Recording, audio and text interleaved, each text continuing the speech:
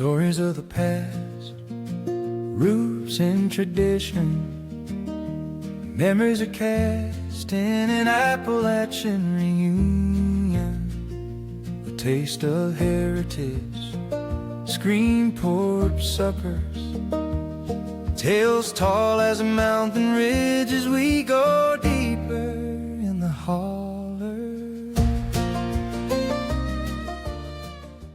Well, hey everybody, welcome to another episode of the Appalachian Tale Podcast.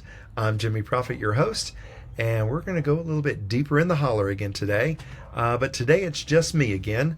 I didn't really anticipate what it was going to take to coordinate schedules with a lot of different people to record podcasts with guests, but I'm getting to it. I've got people lined up, and it's going to be happening. But I really do want this to be a weekly podcast. And I said, I'm going to alternate between a solo podcast and one with a guest. But you know what? If I don't have a guest lined up, I'm going to do it myself. This is my podcast, and that's why you tuned in. I know you want to hear from other people as well, and I'm excited to bring some of those stories to you and introduce you to new people. Or maybe it's somebody that you know and you just want to know more about them. And hopefully we'll get into some really good conversations with some great people. But until then, you got me. So we're going to go a little deeper in the holler. I've been doing this now for a little over a month. And so far, I was surprised looking at my analytics, at my stats. And there's been over 100 streams. And there's only like 4 episodes. I think this is number 4. So I'm excited about that. I don't know who those 100 people are. Maybe it's 10 people watching it 10 times or something. I don't know. But it's been more than 100 streams, and somebody left me a review, and they really liked this. They were excited about the fact that I was doing a podcast because they follow me. So I don't know who you are by your handle, but thank you very much for leaving me a review and for following me here on whether you're listening on Apple Podcasts or Spotify or watching on YouTube. And thank you for following me on socials, on Instagram or Facebook, and on TikTok some. I don't post a whole lot there, but I do some. But thank you so much. I really do appreciate that. So if you are so inclined, and I would love it if you did, please do go rate this podcast, share it with others, make comments, leave me reviews. All those things help raise the views up because they're going to see that people are interested in this podcast. So it's going to help my algorithm. That's where I was trying to come up with that word, algorithm. And same thing on my socials. If you like something, please do like it, comment, share it. All those things help the algorithm and bring what I do to more people. And if you like it, then hopefully you know somebody else that will like it. And then those people can share. And next thing you know, we'll grow this into something really, really fun and interesting and neat and hopefully educational and all those things for you. So as we go a little deeper in the holler with me, first thing I want to do is tell you about somebody that was also influential in my life and is somebody early on. Her name was MaryAnn. I would tell you her last name if I knew it, but I was so young, I don't know that I ever knew her last name. But her name was MaryAnn, and she was a woman that lived down the road from us. Her husband, and her daughter. Her daughter was in high school, I think, when I was a kid, a little bit older than my brothers and I were. But I would go down there, and MaryAnn was just, to me, the coolest person. A lot of people in Appalachia would consider her a granny witch or a mountain witch or maybe an Appalachian witch because she was a fortune teller. She would, for money, she would tell your fortune. She could read tea leaves. She would read cards. She would use her intuition. Maybe she used what she knew about you. I don't know. I do kind of believe in that stuff, but I'm always a skeptic too. But I always just thought it was really interesting what she did, and it was fun. And of course, there were people that didn't want anyone to know that they went to her for their fortune. That there was something evil in that maybe they were dabbling in the dark arts or something if they went and got their fortune told. But there were people that really, really liked it. She also made tinctures for people and love potions and cures for people and things like that. So she was somebody that would forage and dabble in making those things and then selling those. as well for money. She did not work outside of the home. Her husband did work, and like I said, their daughter was in high school at that point. And I don't even know that they had electricity, honestly, in their house. They lived in a little shingle house with 2 bedrooms and a open living room and dining room, and their kitchen. In the kitchen, they had a pump at the sink, so it was still pretty old-fashioned. I love the sound of that pump. I can still kind of hear it when I think about it. And if you've never operated one, you pump that water up and it starts coming up from the well, and you hear the water literally rising up through the pipe and start to gurgle, and the kind of a whistle sound it makes gets higher and higher and higher pitched until that water starts gushing out. And I always loved if I was there and she was going to need to get water for something, I'm like, let me pump it. And I was really young. I wasn't even in school yet when they lived there, but I remember helping her make lye soap on a cold fall day. It was always cold. You wanted to do it when it was cold because you're standing around a fire, so nobody wanted to do that when it was hot. But I would help her do that as much as she'd let me. I could help carry wood and help carry water out to fill the tub up. She had a big old tub, and she'd build a fire and place that tub over it. And then when she started mixing the lye soap, of course I had to step back for that. She didn't want me nearby. And then I'd go fill the kettle up so that we could set the kettle next to the fire into the coals a little bit to heat some water so she could make some coffee. She was the first person that I think I ever drank coffee with. And when I say I drank coffee, it was really more milk and sugar and a little bit of coffee in it, which is kind of like how I like my coffee today. I do like it with a lot of cream and some sugar. I will drink it black if I have to, but I prefer something a little sweeter and a little lighter in color there. But she was the first person that I did that with, so I felt like a grown-up, and I seriously was probably about 5 or 6 years old at the most. And so I would help her with that. And when she was telling fortunes, if I was there, she'd tell me to go out on the front porch so they could have some privacy. But like I said, I don't remember if they even had electricity, but they certainly didn't have air conditioning. So that meant that in the summertime the windows were open and the front door was still open with the screen door. And so even though they were having privacy, I could hear everything she was telling them. I don't remember a whole lot, though, about it, just to remember some of the people that came by. So I don't have any secrets to tell. Couldn't tell you if any of the fortunes came true. I don't remember, and don't know if she ever told me my fortune, other than she thought I was going to be somebody one day. I remember her telling me. But, you know, that's what you tell kids anyway, so who knows? Maybe one day I'll be somebody, who knows? But anyway, she was just a really cool, fun woman. She always wore a dress. She had gray hair that was always kind of wild and wiry, and there was just nobody else around like her. She was a bit unkept, which probably added to the mystique and the rumors that she was a witch, and why people were also a little scared of her. Like I said, they didn't have indoor plumbing, so their outhouse was way out in the backyard, out past the garden. They gardened like a lot of other people around us, and I would help her in the garden. I would help her plant and harvest. I remember hoeing rows with her like I did with Charlie. So I had a lot of tutors back then that showed me what to do, showed me how to be, as I say it. But MaryAnn was just a really fun, neat person.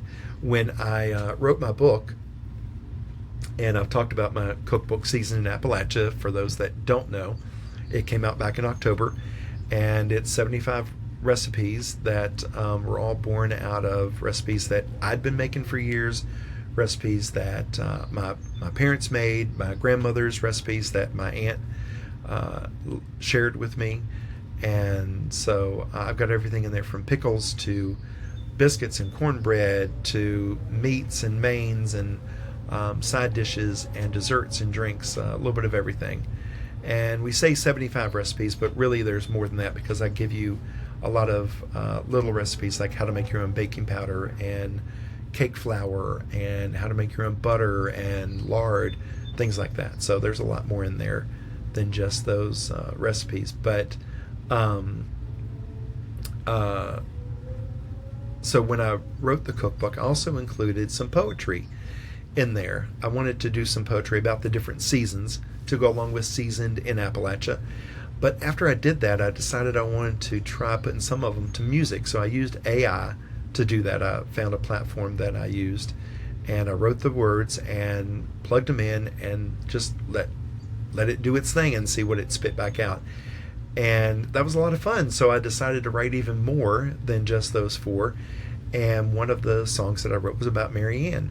So I'm going to try and remember to put a link to that in the show notes if I can figure that out. Still learning what I'm doing. But if I can figure that out, I'll do that. Or it's on my website, and you can go listen to that album, as it were, that I made, the playlist for my book, and listen to that one about MaryAnn. It's kind of fun. It tells you a little bit more about her as well. But that's my little deeper in the holler. One of the things that I mentioned, of course, already was my book. I don't think I've really gone into some of the behind the scenes, some of the things that helped bring that book together. I think I've talked about the viral reel that happened, 36 million plays. And that led to publishers reaching out to me, which led to a cookbook deal. And 18 months later, I had this book right here in my hands. This is the book. Look at that. But some of the behind the scenes things that I haven't talked about was where I got the recipes. A lot of those, like I said, they were family recipes, things that I'd held on to.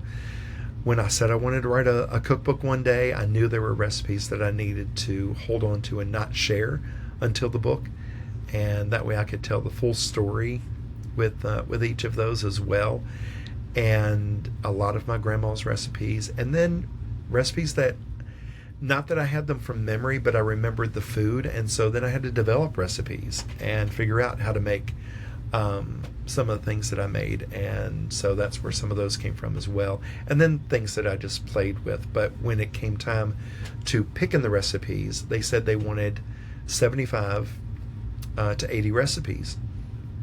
And sort of the theme of each one, of not each one, but of the categories, I should say. So I had to find, what I wanted to share with each one of those, from the pickles all the way to the desserts.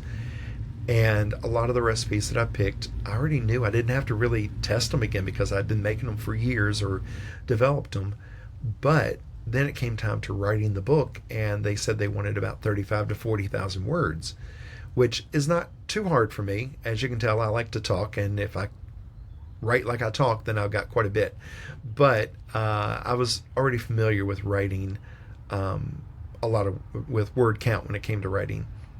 Some of the stories that I've done for magazines were 2,500 words.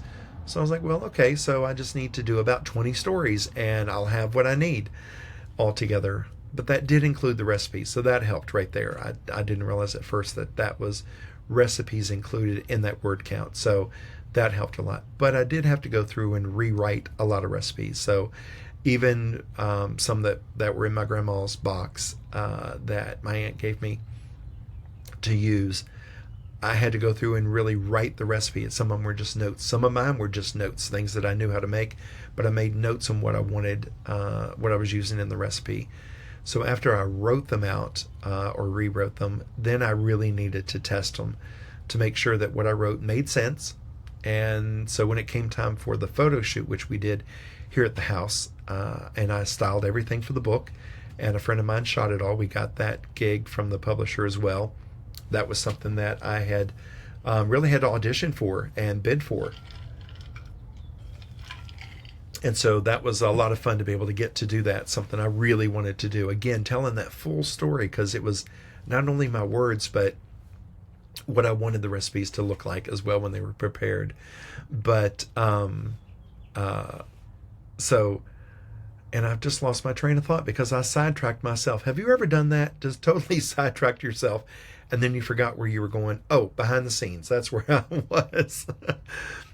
So when it came to time for the photo shoot, then I really got to test all of those recipes one final time as I prepared each thing. I tried to look at it as though I'd never seen the recipe before. Now, I'm not somebody that can memorize really recipes a lot. I do some things I just know how to make, and some of my recipes are memorized, but I get distracted easily, if you can't tell already. But I wanted to make sure that I had those with me.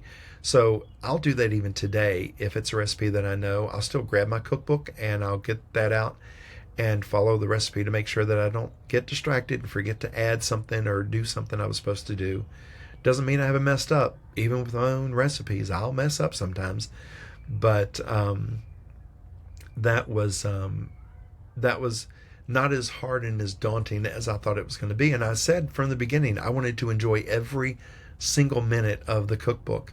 And that was from the moment I got the contract until I got to hold the book in my hand. I wanted to enjoy every single minute of it. And I did. It was an intention. It didn't come naturally, because I'm somebody that can get worked up just like anybody else, and get stressed and get tired. But I didn't want to waste this opportunity with getting upset about it or getting too overwhelmed with it. And so I took my time. I spent my evenings and weekends working on it over those, I say 18 months. Really, everything was done in less than 12 months, really, for the bulk of the work. There were things after the photo shoot that we did for editing and some last minute touches and some photography updates and things like that. But for the most part, it was all done in about 10 months, really. And I just, like I said, I enjoyed every single minute of it. And so some of the things that I thought I'd talk about with behind the scenes were some of the things with the photo shoot. And I may have talked about this a little bit. I can't remember. I write Substack newsletters every week that comes out on Wednesdays. I want this to come out every Friday. So I'll try and get these recorded and edited so they can post on Friday mornings for you. And so sometimes I forget whether I've talked about it or I've written about it or I was at an event and talked about it. So please forgive me if I repeat myself. And maybe you heard it, but maybe you weren't listening. So just pretend you haven't heard this before and listen again. But one of the photos that we did was for my father-in-law's catfish and hush puppies. And one of the things I wanted in the shot, and I don't know why, I just thought it would make the shot look good. I wanted a glass of beer in the shot because beer just seems to go with a fishing trip. He would have beer when he was fishing. Not so much on the boat. I don't even know really if ever on the boat, but when he got back at the camper that he kept at the lake. And he would have fish fries and there'd be beer at the fish fries. So I just felt like it was a nod I needed to do with that. And I drink beer every now and then. It's not something I do a whole lot of. But I was sitting, we had everything set up in the dining room and we had everything laid out, and I'd gotten the fish was prepared and the hush puppies and everything was styled. And I had my glass out there and I had, I think, 3 beers in the refrigerator. And so I poured a beer in and he was getting the shot, but the foam went away real quick. So I said, well, let me get a straw. So I'm sitting under my dining room table off to the side, just out of the shot. And when he told me to get ready to pour, I would take the straw and drink some beer real quick and then pull the straw away and pour beer in real quick and lean back so he could get the shot of the beer. And we did that through 2 cans of beer trying to get the shot together. And this was all before lunch, probably about 11:30 in the morning. It's 5 o'clock somewhere, I guess. And so I had a good solid 2 beers before I even got to eat lunch that day. And let me tell you, the rest of the afternoon went pretty well with that photo shoot. I don't even remember what it is that we shot. Not that I was really drunk or anything, but that was the one shot that was really important that day for me, and to get that. So I've got some behind the scenes photos that somebody took, Mick took, because when I say somebody, there were just 3 of us there doing it. He got some photos of me sitting on my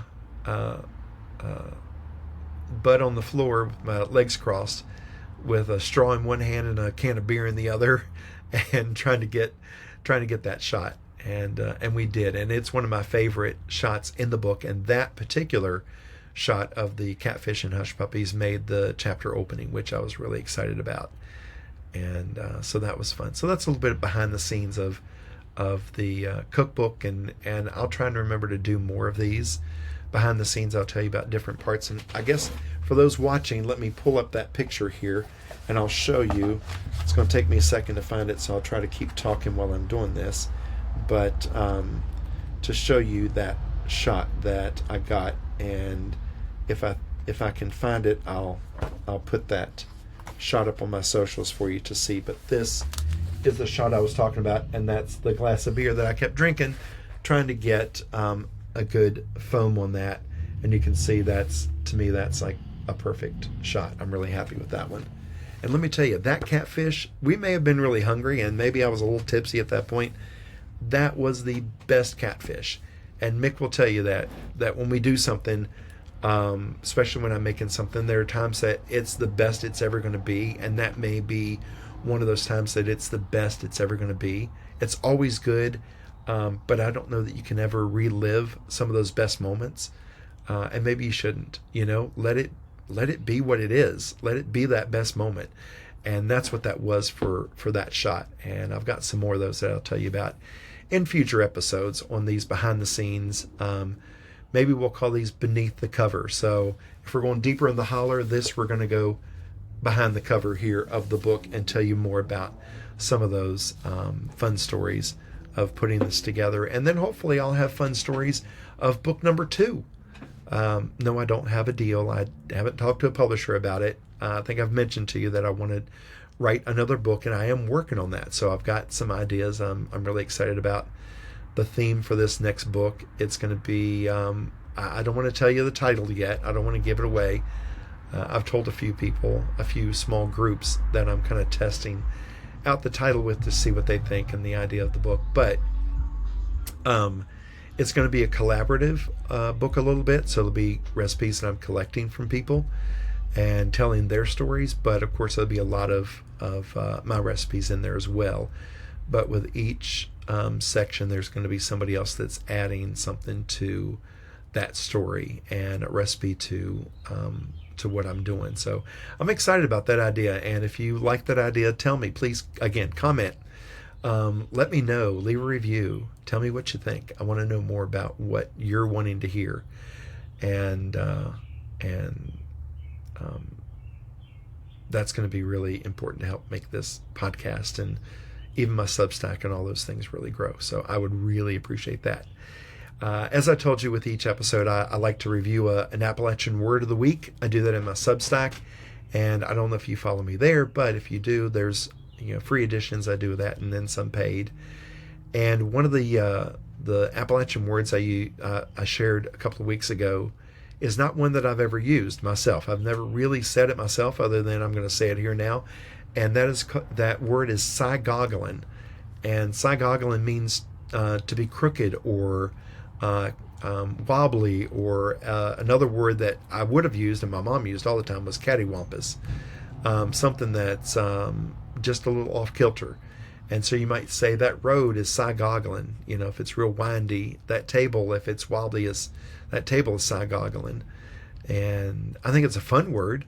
I've just never used it. Maybe I'll put that into my vocabulary, my appocabulary, as I call it, on Substack. And so that's my word of the week.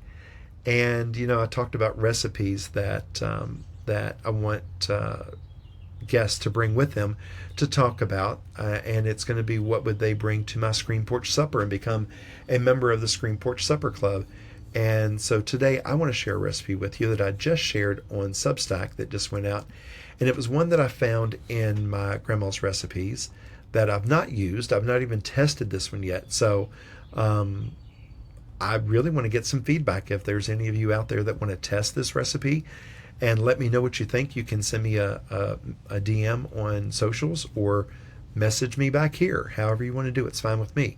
But it's for her Milk Chocolate Walnut Bars. And the ingredients are really simple. There's half a cup of light brown sugar, half a cup of margarine. I'm going to use butter. So that kind of dates this recipe. It tells you that it was probably at least from the 70s when everybody was using margarine. And we know now butter's probably better. I like butter anyway. 1 large egg, 1.5 cups of plain flour, half a teaspoon of baking powder, half a teaspoon of vanilla, 1 12-ounce bag of chocolate chips, and 1 cup of walnuts, but I think you could probably also use pecans or peanuts, and you just want to make sure those are chopped. The directions are: preheat your oven to 350 degrees, combine the brown sugar, your butter, egg, and blend all that until it's smooth. Add the flour and baking powder together, and then add that in a little bit at a time and mix it until it's well combined, and then add in your vanilla. And you want to press that, so I think it's going to be more of a dough than a batter. Press it into a 9x13 baking pan and bake for 10 minutes. Remove it from the oven and sprinkle on the chocolate chips, and then put it back in the oven for another minute or so until that chocolate melts. And then you're going to remove it and spread those chocolate chips out all over the top, and then sprinkle on the nuts, and then let it cool completely before you cut it into bars. So this recipe feels kind of familiar, so I'm thinking I probably had it at my grandma's. I don't know. It would have been, when I was a kid, of course. I do remember her brownies and her fudge, so or maybe it was the fudge I'm remembering, and this could have been a lot like fudge, so I'm sure I probably did have it. And I think I'm going to try it this weekend. I've got an event coming up this weekend with a bluegrass festival. I'm going to be at signing and selling books, and it'll be here in Morristown. So if you're a local and you're listening, come on out there and see me and enjoy the music. It's going to be, I think, a fun festival, and the weather finally is going to hold out for it. It looked like it was going to rain, but it looks like now the rain is gone away, and it's going to be a good weekend for this.